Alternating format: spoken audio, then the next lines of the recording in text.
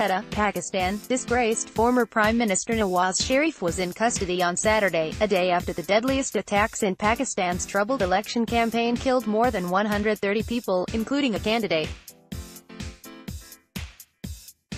In the southwestern province of Baluchistan, a suicide bomber killed 128 people Friday, including a politician running for a provincial legislature. 4 others died in a strike in Pakistan's northwest, spreading panic across the country. Former Pakistan Prime Minister Nawaz Sharif and his daughter Maryam Nawaz sitting on a plane after their arrival in Lahore.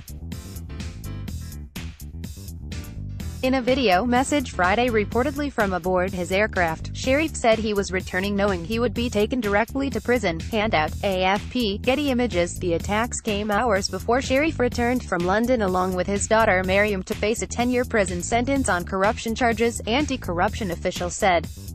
Maryam Sharif faces 7 years in jail. Mushahidullah Khan, a spokesperson for Sharif's Pakistan Muslim League Party, said Saturday that the ex-prime minister and his daughter were being held in a Diyala jail, located outside the capital of Islamabad. Sharif has been calling for supporters to vote for candidates from his party. Article continued below. Khan said Sharif will appeal his conviction and apply for bail before the deadline expires on Monday. He still faces 2 additional corruption trials, both of which will be held inside the jail, said Khan. Security is being cited as the reason. Read more. Ousted Pakistan PM sentenced to prison for corruption. Pakistan PM Nawaz Sharif resigns after court ruling on corruption allegations. Ousted Pakistan Prime Minister Nawaz Sharif names brother as successor. Sharif's brother and new party leader, Shahbaz Sharif, expressed outrage on Saturday at the decision to hold the trials inside a jail, saying trials behind bars are reserved for hardcore terrorists, not veteran politicians. In southwestern Baluchistan on Saturday, family and friends buried the 128 people who died a day earlier when a suicide bomber blew himself up at an election rally for provincial candidate Siraj Raisani, who also died.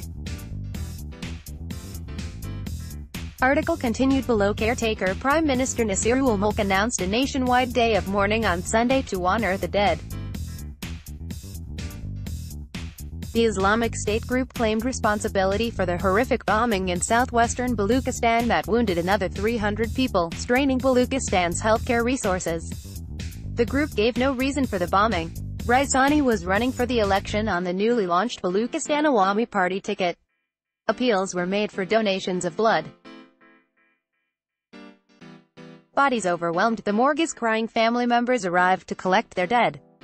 On Saturday, banners decrying the tragedy fluttered over empty streets as the provincial capital of Quetta shuddered in mourning for the dead. Lawyers wearing black armbands cancelled court appearances. Stop killing people, stop shedding blood, read one banner, while another read, terrorism and terrorists should be curbed with iron hands, at Quetta's main hospital drive. Muhammad Wasim said there was an overwhelming response to the appeal for blood, mostly from university students. Student Ali Ahmed, 18, said he turned up to donate blood in response to an appeal he read in a newspaper. That was a big tragedy in Mastung. I am very sad. If I can save a life with my blood, I am here to bleed for them, he told the Associated Press. Within hours of the bombing in Mastung, Sharif returned to Pakistan from London where he was visiting his ailing wife to face corruption charges. Sharif's son-in-law is currently serving a 1-year prison sentence on the same charge, which stems from the purchase of luxury apartments in Britain that the court said were bought with illegally acquired money. Ahead of Sharif's return, police swept through Lahore, arresting scores of Sharif's Pakistan Muslim League Party workers to prevent them from greeting him at the airport. In a video message Friday reportedly from aboard his aircraft en route to Pakistan, Sharif said he was returning knowing he would be taken directly to prison.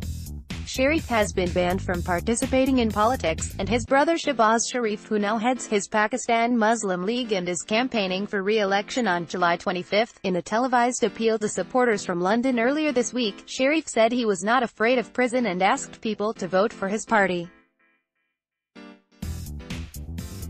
He also used the opportunity to again criticize Pakistan's powerful military, which has ruled the country directly or indirectly for most of its 71-year history, saying Pakistan now has a state above the state. During his term in office, Sharif criticized the military's involvement in civilian affairs and its efforts in fighting extremists.